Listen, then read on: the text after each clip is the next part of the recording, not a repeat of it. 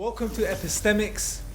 This is the very first episode. We have Dawid Digital behind the camera, Subboor Ahmad joining me on set today. And we're going to be starting this show. We're going to be covering the topic of evolution today. That's your speciality, Ro, as it is. As we all know, you've done many videos on it. But before we do this, I want to quickly explain what this show is about, right?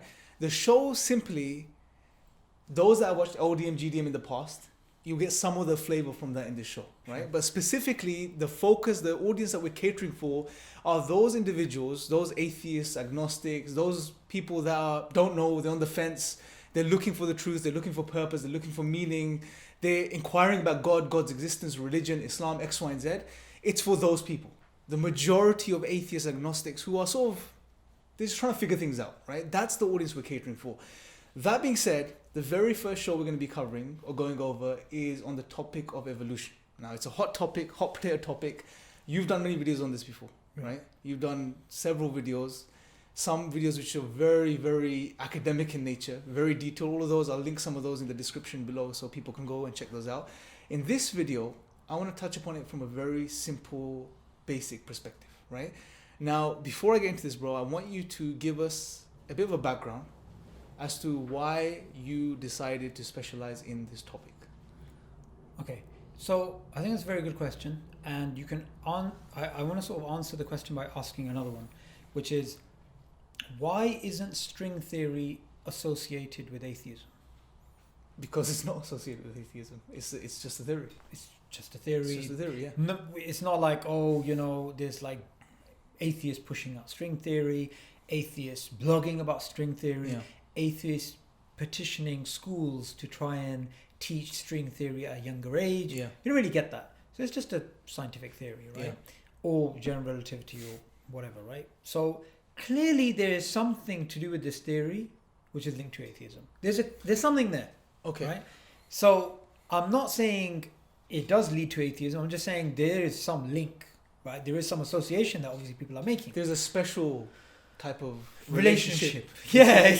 I think that's a good way. Would you say it's generally atheism or a certain subgroup of atheists who are more inclined to? Generally, I would say the new atheism movement, and not even the new atheism movement. That's a bit recent. You could say, you know, the post World War II state atheism, Soviet Union, even pre World War II. Atheism, liberalism, evolution together, evolutionary humanism, all these trends and these currents, they've all been like there. They've been there for the last 150 or so years. So there's something there. Okay. So what I wanted to do was basically, firstly, find out for myself, because obviously you want to read more, you want to learn more. The other thing is that evolution itself, I always found it a very powerful concept. Yeah. This is even before I was practicing as a Muslim. I just, it's just well, not practicing as a Muslim, but you get my point, that even before you get into the Dawah scene deeply in terms of academic discussions, it's just a very fascinating topic. So I never saw this as challenging the existence of God. I just never saw the link. However, I always saw that it was being pushed in a certain way. That, for example, the God delusion. Right? Now, that's mega famous. You've heard of it. Everyone's heard of it. It's sold millions. It's been translated in multiple languages. In that book, there's a clear link that Richard Dawkins tries to make with Darwinism. Okay. Clear link between atheism and Darwinism. So there is something there, and it's being pushed. So I wanted to see, okay, is it there? Is there anything that one leads to the other? And two, why is there so much controversy about the application of the theory, about the way it's being taught, about this, about that? So, and the other thing obviously is, we as Muslims believe that the purpose of life is to worship God. There's a higher purpose in life. However, from a purely Darwinian materialistic point of view, the purpose of life, the ultimate rationale of life is to pass on your genes. Which is, and I'm not just making this up, this is actually what you would find in popular books like The Selfish Gene. You're getting that idea that it's about survival and reproduction and the byproducts of that. And that contradicts everything in terms of the Islamic purpose of life. Absolutely.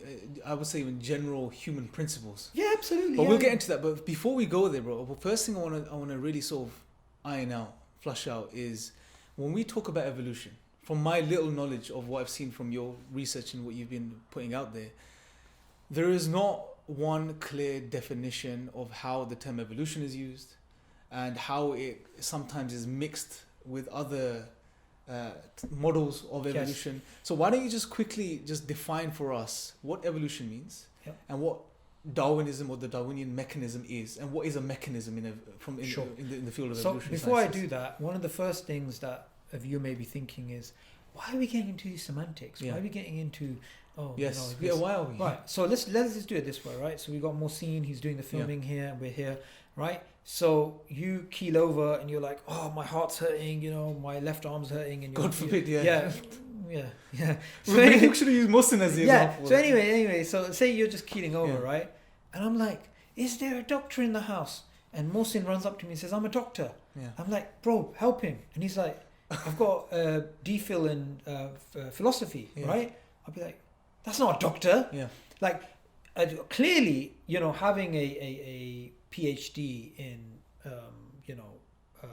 philosophy is different to being a medical doctor. This is like two different things.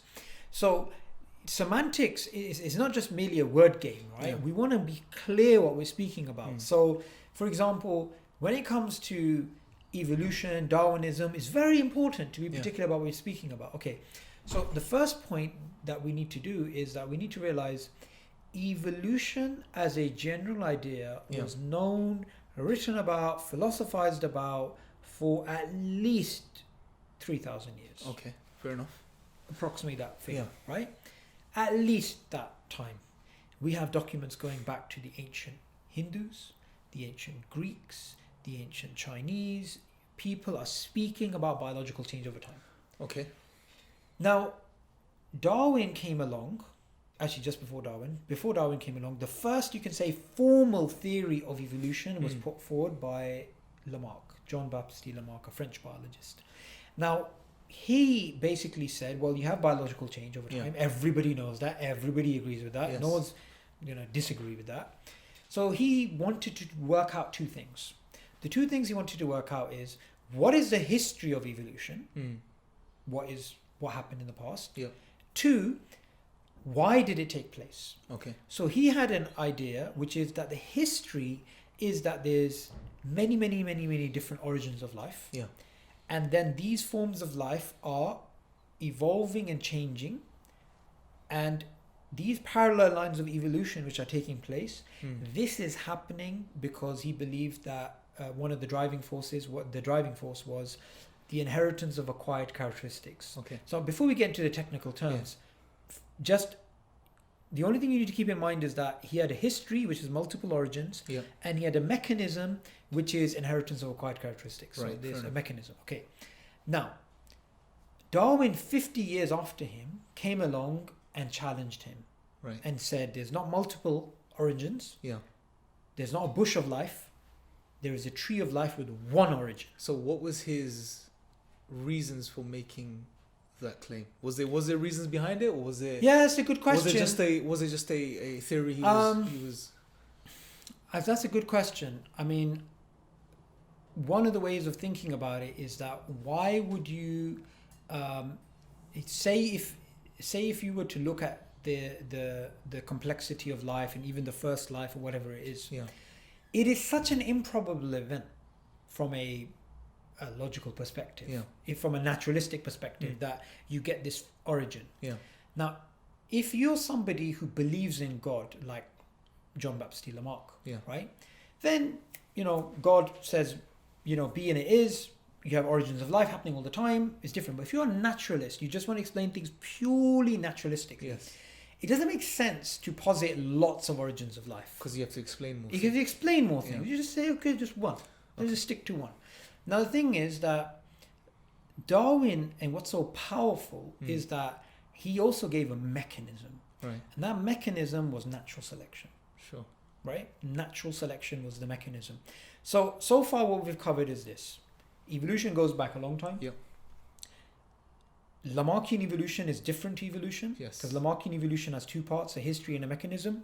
Darwinian evolution is different because there's a history and a mechanism. Right, sure. Now, the tree of life, which is the single origin, and natural selection, they obviously do not have the same epistemic weight as evolution, because evolution is simply observable. We can see evolution happening for us, and we knew it before. So evolution is simply true. Okay. It's just simply true, right? We can see it. You think it's observation. It's based on observation. Okay. Yes. You don't even need to say it's science, because evolution, the observation of evolution existed even before the scientific method. We can see evolution happening. Right.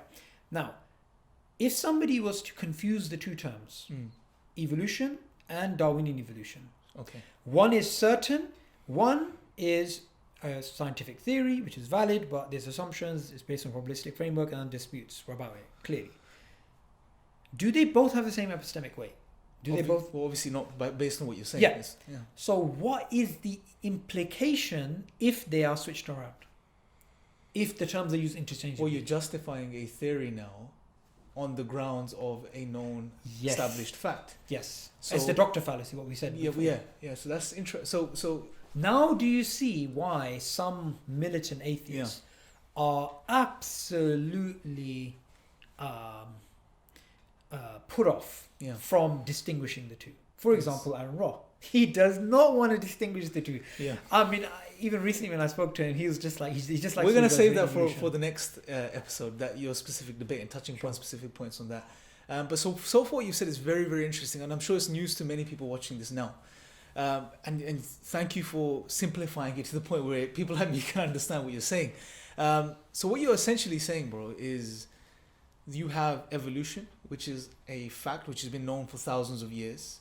Then you have models or theories, which are theories, they're not facts. But what's happening, there's a conflation which is taking place. We can discuss in a second whether you think it's deliberate or accidental or why it's happening.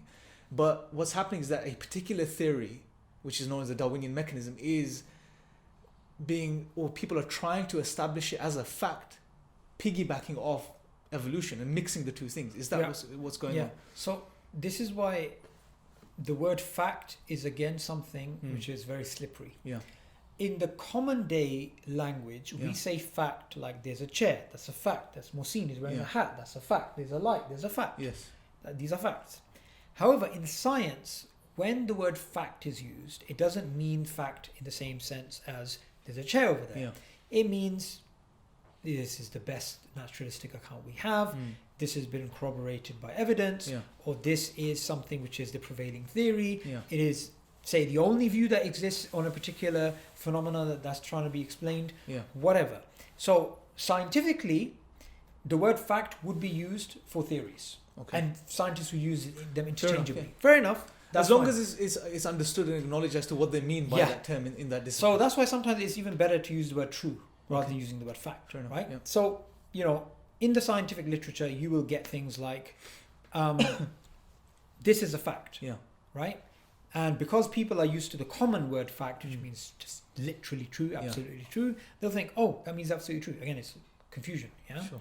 So, and what I want to try and do, and what my aim is to do, is to try and show the difference between the public perception, what the layman, what the pedestrians like us believe about, general phenomena in science, and what the academics say. Sure.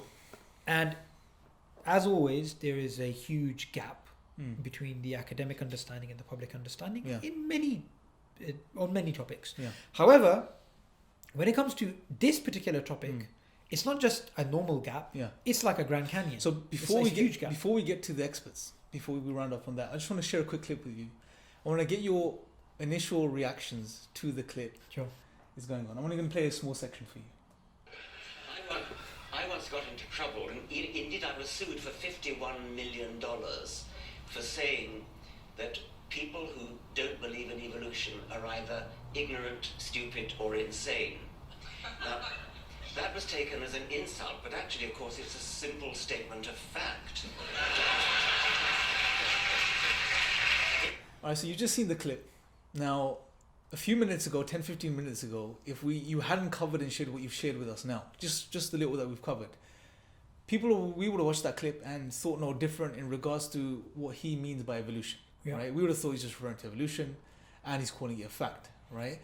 But from what you've said, we understand that when he's speaking about evolution, he's referring to the Darwinian mechanism, Darwinian evolution, and he's calling it a fact, and he's almost, in a very authoritative way, dismissing people who would say otherwise. Right? So what do you take? So the first thing is, look, bro, we accept authorities. We are like lemmings. So somebody says stop, we stop. We're just, as human beings, even if you look at a high school, right? In a high school, all the teenagers are like, oh yeah, I'm trying to look different, trying to do this, trying to do that. The fact of the matter is they're all sheep, right? People are always trying to fit into a particular group, a particular tribe, a particular, manhaj, right? Manhaj, but a school, right? A particular thing. So what's happening here is that you've got somebody who is clearly a person of authority. Yes. He is the most well-known academic professor in the world, right? The most well-known science writer in the world. In fact, credit to him, I believe he's a fantastic science writer. You have to give him that. However, he's emotionally driven to push atheism. Yes. Because he's emotionally driven to push atheism, he says things and does things which people would think are scientific when they are not. Right. And the problem is that we would take the statements of a scientist to be scientific statements. Yes. When those could be statements about metaphysics, epistemology, or, just his own theoretical ideas, right? And that's what's happening here. Now, the ancients believed in evolution. They believed, they may not have called it evolution, they may have called it transmutation or whatever. Yeah. They had this idea that you have changes biologically over time. Sure. Now, what's happening here is that he is basically pushing out the narrative, you've got to be a complete fool if you reject it. However, that's unfair for him to do that without distinguishing what he's actually speaking about. Because clearly, if he's trying to say, if you don't believe in Darwinism with the history and the mechanism to be true literally, you're an ignorant, stupid or insane or whatever, right? Clearly, if he tried to say that, it wouldn't have much weight academically. It sounds dumb. But when he says something like this, because there's that confusion, it sounds really intelligent. And he can try and defend himself. He can, privately say, well, I said this, but I actually meant this. So we need to be very clear of what we're actually speaking about. Right. And people like him, they promote atheism using evolution. Sure. And that's another link that they try and make, which is false. And, they need to be called out on these things. Okay. So just to round off and summarize, we'll do other shows going into details with certain specific other topics to do with this subject. So far what we've seen, just to summarize from a lay perspective, number one, there's normally a conflation between evolution as a fact and the mechanisms of evolution, such as the Darwinian mechanism. And the history. And the history, right? Some new atheists, popular writers such as Richard Dawkins are doing is they're conflating the two and then presenting the Darwinian mechanism as a fact, basically. Or they're trying to establish that it's all a fact. Yeah, it's all a fact. It's all true. And that's how it's been taught in our educational systems. That's what the information that's out on popular level, So that being said, most people watching this will probably have that belief too, right? Whether you're Muslim, you're an atheist, you're an agnostic, whoever you are, right? If we go by what you're saying, what I'm getting from you is that the Darwinian mechanism itself, let's focus in on that for a second, is not an established fact. Even in the is that correct in saying even in the discipline of science itself? Okay, so the Darwinian mechanism is not literally true, if that's what you mean by fact. It is not something which is, like, for example, we know with absolute certainty that this is what happened. Right? Now, what I'd like to end upon is it's irrelevant whether you actually believe it to be literally true or you don't. In regards to the belief in God. Okay, this is very important to understand. So even if Darwinian evolution was what Richard Dawkins wants us to believe, a true representation of the way the world actually works, even then it goes not an inch towards the idea that there is no God or undermining the existence of God. Because you have to understand, look, at the end of the day, sometimes you have to go for the jugular. Why are we even talking about this? Why are we not talking about relativity or string theory? We are talking about this theory because it's been used by the likes of Richard Dawkins to try and promote an atheistic agenda. Right. And one of the ways we tackle it is by showing that, look, it's not literally true. But even if we didn't do that, we need to realize that whether you're actually confused by the majority propaganda about that this is true, or you're now enlightened that actually it is different to the way it's been taught, either way, it doesn't go an inch towards the belief that there is no God. Okay, it's brilliant. So we're not going to have time to cover it now, but you said that amongst the experts, there are different views, different models. Is that true? I mean, this is not controversial. Right. Natural selection has been challenged in the sense that I can't address some of the difficult questions in terms of biological novelty and stuff like this. This is like a given. It's not even like, oh, you have to go really deep into the literature and find something. No, I mean, look, non-Darwinian evolution is even a term. It's even an academic term, non-Darwinian evolution, right? So, we don't need to even get that deep into it before we realize that that's the case. But from a public perception point of view, you would think, no, the tree of life, natural selection, these things are like, you've got to be an idiot. All the scientists are in agreement. And obviously that's not the case. Right, fair enough. Okay, brilliant. Thank you for covering that with us. We're going to have you on for other episodes addressing more specific areas within this topic. And until next time, take care. Thank you guys for watching. If you guys are watching for the first time, make sure to subscribe and click the notification bell and stay tuned for the next episode.